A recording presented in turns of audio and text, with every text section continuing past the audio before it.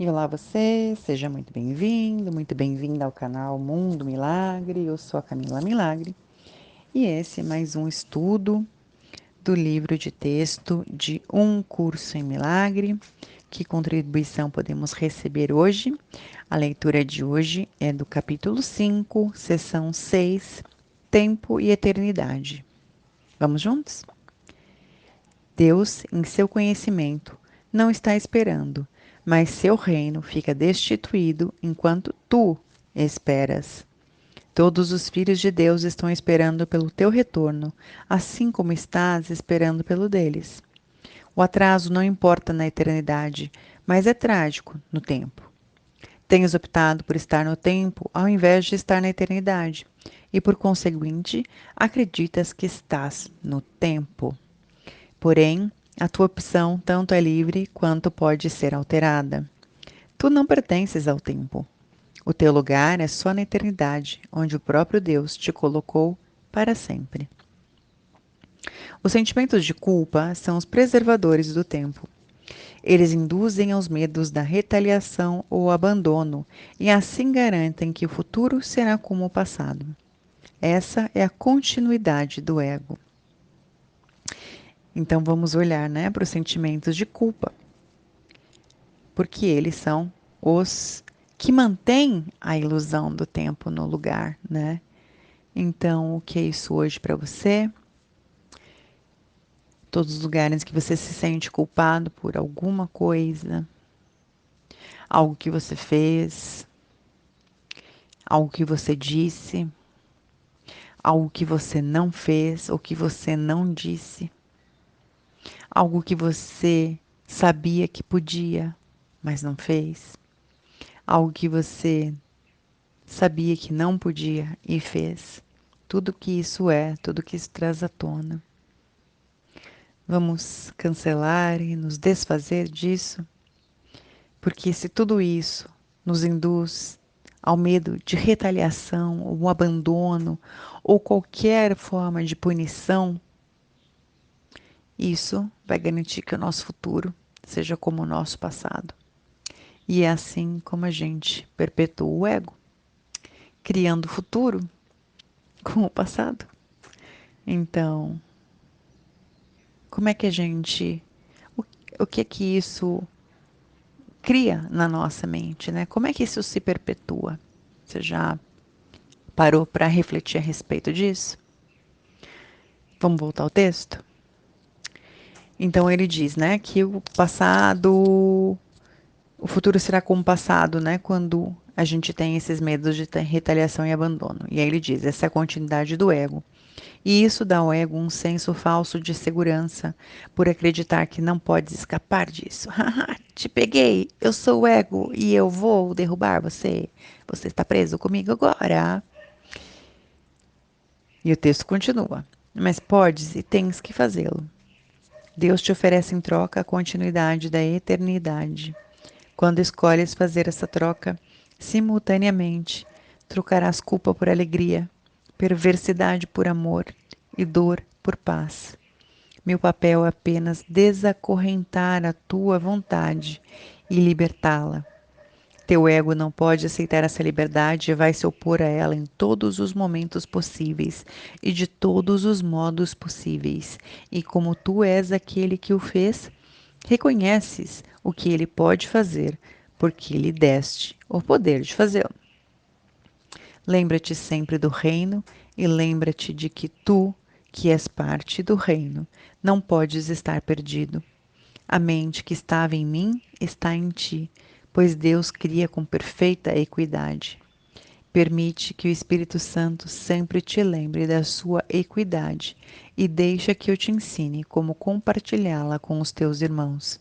De que outro modo pode te ser dada a chance de reivindicá-la para ti? As duas vozes falam em nome de diferentes interpretações da mesma coisa simultaneamente, ou quase simultaneamente, pois o ego sempre fala primeiro. Interpretações alternadas eram desnecessárias até que foi feita a primeira. O ego fala em julgamento e o Espírito Santo reverte essa decisão, quase do mesmo modo que um tribunal superior tem o poder de reverter as decisões de um tribunal inferior nesse mundo.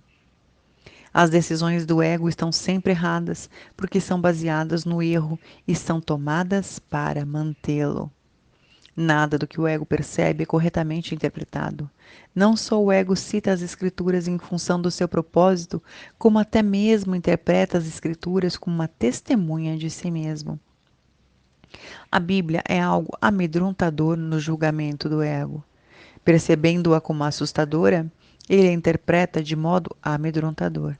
Estando com medo, tu não apelas para o tribunal superior, porque acreditas que o seu julgamento também será contra ti. Existem muitos exemplos de como as interpretações do ego são enganadoras, mas alguns poucos serão suficientes para mostrar como o Espírito Santo pode reinterpretá-las à sua própria luz. Aquilo que o homem semear, isso também ceifará. Ele interpreta significando que o que consideras que vale a pena cultivar, vais cultivar em ti mesmo. O teu julgamento acerca do que tem valor faz com que tenha valor para ti. A mim pertence a vingança, diz o Senhor. É facilmente interpretado se te lembrares de que as ideias só aumentam quando são compartilhadas. A declaração enfatiza que a vingança não pode ser compartilhada. Entrega, então, ao Espírito Santo, que vai desfazê-la em ti, porque ela não pertence à tua mente, que é parte de Deus. Essa ideia de que a ideia não existe, né, até que seja, né, não que não exista, mas que só aumenta quando é compartilhado, deixa a gente nesse estado de contemplação. Porque afinal de contas, se todas as coisas, né, ruins, por exemplo, que a gente fala da gente, eu sou tão isso, eu sou tão aquilo, eu não sou aquilo, eu não sou, né, só ganha força porque a gente compartilha com a gente mesmo ou com outra pessoa. Então, se a gente entregasse esses julgamentos, esses pensamentos viciantes, pervertidos, obsessivos, essas distrações para o Espírito Santo, que vai desfazer isso em cada um de nós, é difícil de acreditar? É difícil experimentar? Será que isso é algo que a gente já experimentou alguma vez? Bom, tudo que eu tenho feito até o momento para me desfazer do auto-julgamento, do julgamento alheio, talvez não esteja dando certo. E se eu experimentasse isso, como seria? Essa é uma coisa que eu também me pergunto. Que contribuição pode ser para cada um de nós, né? E o texto continua.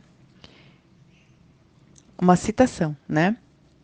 Porque diz o Senhor, a mim pertence a vingança, né? E depois ele diz: e visita a iniquidade dos pais nos filhos até a terceira e quarta geração. Na interpretação do ego, essa é particularmente maliciosa. Vem a ser meramente uma tentativa de garantir a sobrevivência do próprio ego. Para o Espírito Santo, a declaração significa que nas gerações futuras, ele, Deus, ainda pode reinterpretar o que as gerações anteriores tinham compreendido equivocadamente. Atenção, atenção, equivocadamente. E assim liberar os pensamentos da capacidade de produzir medo. Vou ler isso aqui de novo. E visita a iniquidade dos pais nos filhos até a terceira e quarta geração, na interpretação do ego, essa é particularmente maliciosa. Vem a ser meramente uma tentativa de garantir a sobrevivência do próprio ego. Para o Espírito Santo, a declaração significa que nas gerações futuras, ele, Deus, ainda pode reinterpretar o que as gerações anteriores tinham compreendido equivocadamente, e assim liberar os pensamentos da capacidade de produzir medo. Aí outra citação, né? Os ímpios, no entanto, perecerão. Vem a ser uma declaração da expiação. Se a palavra perecer for compreendida como ser desfeito. Todo pensamento sem amor tem que ser desfeito. Uma palavra que o ego não pode nem sequer compreender. Para o ego, ser desfeito significa ser destruído. O ego não será destruído porque é parte do teu pensamento, mas porque, perdão, o ego não será destruído porque é parte do seu pensamento, mas porque não é criativo e, portanto, não compartilha. Ele será reinterpretado para liberar-te do medo. A parte da tua mente que tens dado ao ego apenas voltará para o reino, que é o lugar onde toda a tua mente está em casa. Podes atrasar a completeza do reino, mas não podes introduzir nele o conceito do medo. Tu não precisas ter medo de que o tribunal superior vai condenar-te. Ele simplesmente dispensará o caso contra ti. Não pode haver nenhum processo contra uma criança de Deus, e toda testemunha em favor da culpa nas criações de Deus está cometendo falso testemunho contra o próprio Deus. Com contentamento, apela ao tribunal superior do próprio Deus a favor de tudo aquilo em que acreditas, porque ele fala por ele, Deus, e portanto fala verdadeiramente. Ele arquivará o processo contra ti, por mais que o tenhas construído com cuidado. Podes ter planejado o teu caso à prova de tudo, mas não à prova de Deus. O Espírito Santo não o ouvirá, porque só pode testemunhar verdadeiramente. Seu veredito será sempre: teu é o reino, porque ele te foi dado para lembrar-te do que tu és. Quando eu disse, eu vim como uma luz para o mundo, quis dizer que vim para compartilhar a luz contigo. Lembra-te da minha referência ao vidro escuro do ego e lembra-te também de que eu disse, não olhes para lá. Ainda é verdadeiro que aonde olhas para achar a ti mesmo, cabe a ti decidir. Então, vou marcar esta frase. Ainda é verdadeiro que aonde olhas para achar a ti mesmo, cabe a ti decidir. A tua paciência com o teu irmão é a tua paciência contigo mesmo. Uma criança de Deus não merece paciência? Eu te mostrei paciência infinita, porque a minha vontade é a vontade de nosso Pai, de quem eu aprendi a paciência infinita.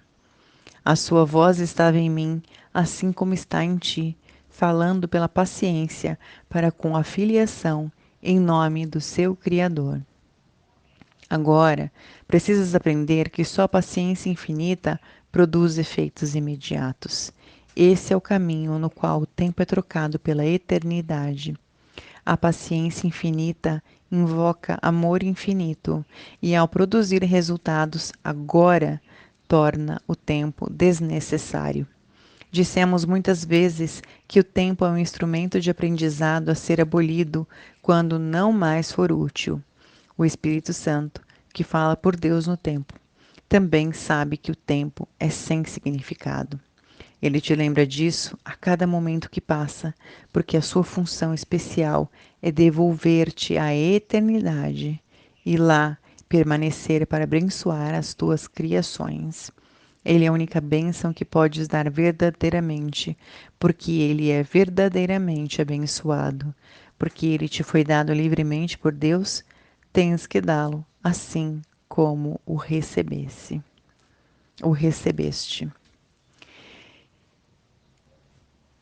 Então, eu ainda deixei, né, marcado nessa leitura para mim, né? E se for uma contribuição para vocês. Os sentimentos de culpa são os preservadores do tempo.